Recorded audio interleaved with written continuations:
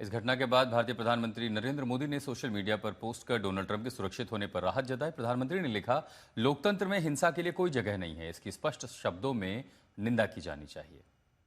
Nobody told me this was such a dangerous profession. If Marco would have told me, maybe I wouldn't have run. Maybe I would have said, I'll take a pass. No, it's a dangerous profession. अभूतपूर्व सुरक्षा व्यवस्था वाले अमेरिकी राष्ट्रपति का ये कहना अपने आप में बहुत बड़ी बात है। ट्रंप के पास ये कहने की अपनी वजह है, क्योंकि उन पर एक नहीं तीन जानलेवा हमले हो चुके हैं। The people that have either, whether it was an attempt or a successful attempt, they're very impactful people. Just take a look at the names there, the big names. And I hate to say I'm honored by that, but I've done a lot. We've done a lot. We've taken this country, and we were a laughing stock for years, and now we're the hottest country anywhere in the world. We've changed this country, and there are a lot of people that are not happy about that. 13 जुलाई 2024 को Trump पर पहला जानलेवा हमला हुआ, जब वो America के Pennsylvania के बटलर में चुनावी रैली को संबोधित कर रहे थे। इस दौरान हमलावर की चलाई गोली ट्रंप के दाहिने कान को छूकर निकल गई। सुरक्षा बलों की जवाबी कार्रवाई में हमलावर मारा गया।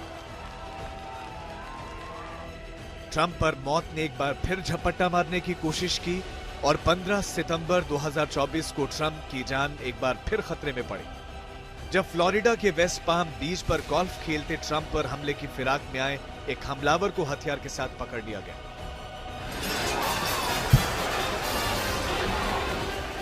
26 अप्रैल 2026 वो तारीख है जब ट्रंप तीसरी बार भाग्यशाली रहे और हमलावर उनसे कुछ फीट की दूरी पर मारा गया।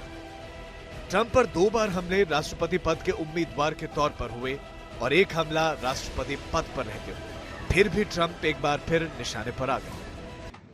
But we were, First Lady and I were taken very well care of very quickly, rushed off the stage. Vice President J.D. Vance, who's here, was likewise beautifully done. He was just saying how quickly everybody acted, law enforcement, Secret Service in particular in this case, but law enforcement. Marco had the same thing. Pete was there. Pete didn't want any help. He didn't want anybody to help. He doesn't want anybody to help him, but he did get some, didn't you? And I think you also said that it was very impressive. Trump भले ही अपनी सुरक्षा में तैनात agencies का बचाव करें, लेकिन हकीकत यह है कि उनकी सुरक्षा उस जगह बेहद कमजोर थी जहां पर पहले भी हमले होते रहे हैं। So as you know, this is not the first time in the past couple of years that our republic has been attacked by a would-be assassin who sought to kill.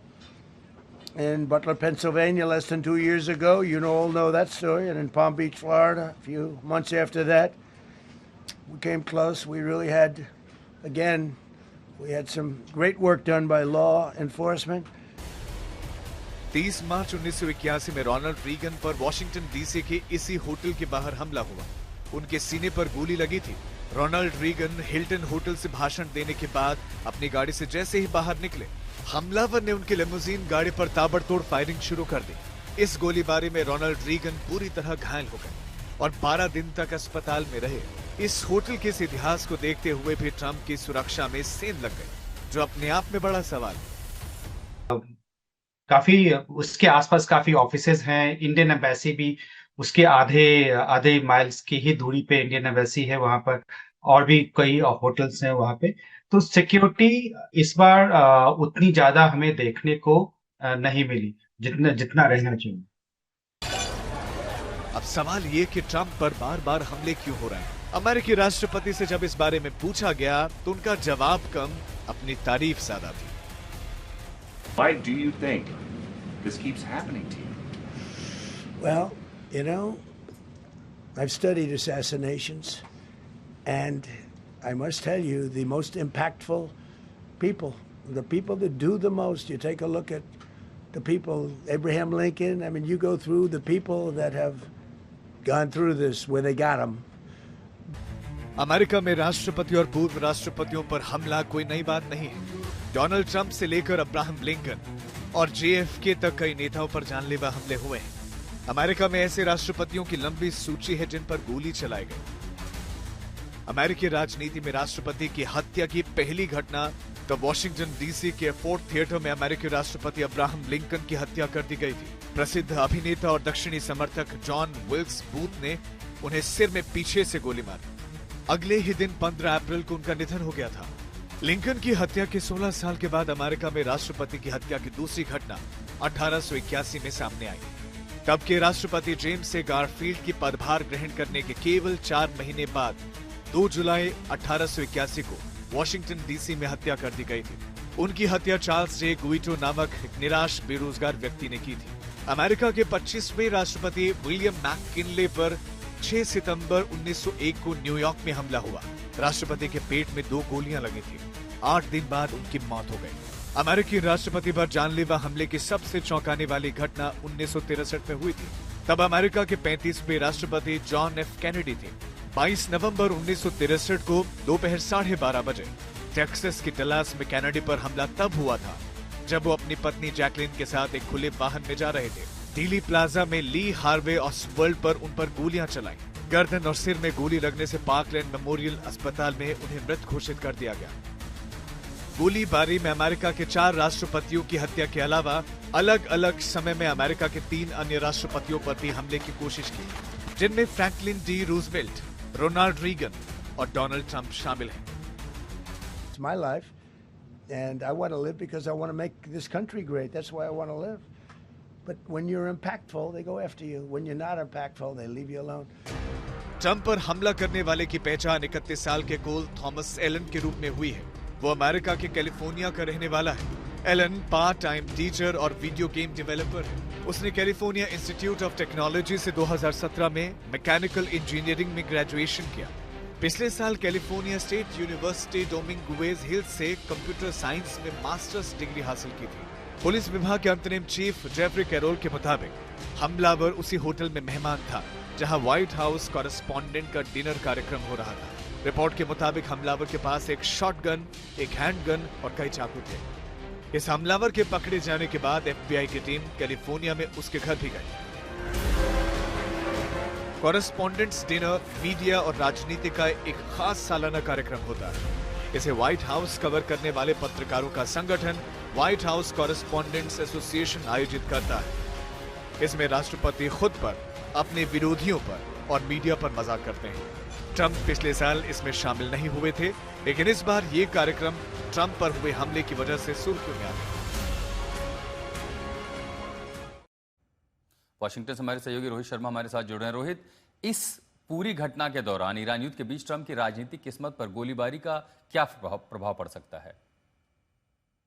Chicago से Washington DC और फिर hotel में room book किया और जिस तरह का जैसा कि कहा कि एक बड़े इंसिडेंट को अंजाम देने की इसने कोशिश की, तो अभी तक तो यही लगता है कि ये एक लोन वुल्फ है, लेकिन वी नेवर नो, अगर कोई और है तो बिल्कुल जांच एजेंसियां will be able to trace them, and अगर है तो फिर विल फाइंड आउट। जब भी इस तरह का कोई अटेम्प्ट होता है, किसी भी नेता के ऊपर होता है, तो the country has stood behind. I think political violence की अनफॉर्चुनेटली पूरी दुनिया में हिस्टोरिकली आप देखें तो एक हिस्ट्री रही है, और नोबडी कैन जस्टिफाई इट। आप पॉलिटिकली आपके डिफरेंसेस कितने भी हो, कोई भी आपको ऐसा अमेरिकी नहीं मिलेगा जो इसे जस्टिफाई करने की कोशिश करेगा। तो एक छोटा सा हम कह सकते हैं फेवरेबिलिटी बम्प मिल सकता है प्रेसिडेंट डोनाल्ड ट्रंप को। तीसरी बार 2.5 सालों में तीसरी बार उनके ऊपर असैसिनेशन अटेम्प्ट की कोशिश की गई है। तो ऑब्वियसली थोड़ा सा ध्यान जो है लोगों का इस अभी फिलहाल इस इंसिडेंट के ऊपर है। करीब 24 घंटे हो चुके हैं अब ऑलमोस्ट, तो इस पे जरूर लोगों की नजर है, लेकिन आई थिंक दोनों अलग अलग चीजें हैं। आई थिंक जो बटलर वाला इंसिडेंट था 2024 में, आई थिंक उसका बहुत ज्यादा पॉलिटिकली प्रेसिडेंट डोनाल्ड ट्रंप को हुआ, क्योंकि उस टाइम चुनाव में प्रेसिडेंट डोनाल्ड ट्रंप खुद खड़े थे और उस टाइम ये बात रखी गई थी कि कौन है ऐसे लोग जो हटाना चाहते हैं प्रेसिडेंट डोनाल्ड ट्रंप को, जो अमेरिका को ग्रेट बनाना चाहते हैं। और अभी भी आई थिंक उनके बेस में तो यही बात होगी, इसका फायदा उनके बेस को, रिपब्लिकन पार्टी को जरूर होगा कि वो कुछ ना कुछ तो सही कर रहे हैं, इसलिए इस बार बार उनकी जान के ऊपर हमला किया जाता है। तो obviously he will get some favourability bumps, लेकिन अगेन ये क्या स्ट्रेच कर पाएंगे अप अंटिल मिड टर्म्स, वो हमें देखना होगा। अभी तक ईरानियन लिंक को लेके ऐसी कोई बात नहीं की, और आप भी जानते हैं, हम भी जानते हैं, अगर ऐसी कोई बात होती तो president Donald Trump truth social पे लिख चुके होते।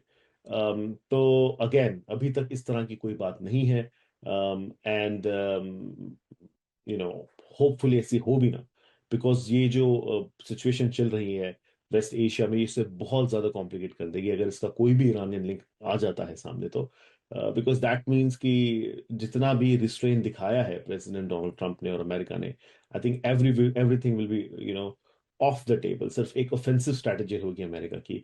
तो आई थिंक हम सबको प्रे करना चाहिए कि इसका कोई ईरानियन लिंक ना निकले, और ये जैसा कि हम कहते हैं कि एक लोन वुल्फ है जिसने मैटर्स को अपने हाथ में लिया, इंसिडेंट करने की कोशिश की, उसमें वो नाकाम रहा।